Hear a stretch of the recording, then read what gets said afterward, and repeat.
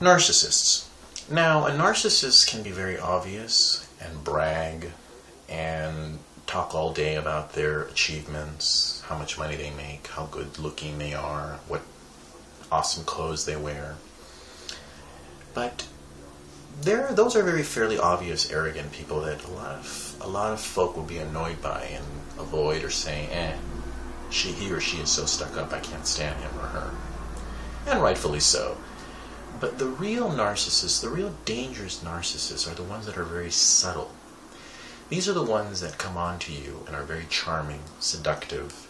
You think, my God, this is the friendliest person I've ever met, or this guy, this girl, they're really great, they're awesome, I really enjoy the company of this person makes me feel good and everything, fine.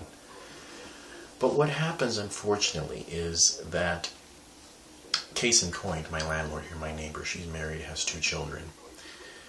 What happens with the true malignant narcissist, the one that's really going to destroy you as a human being and turn you into a victim? Because yes,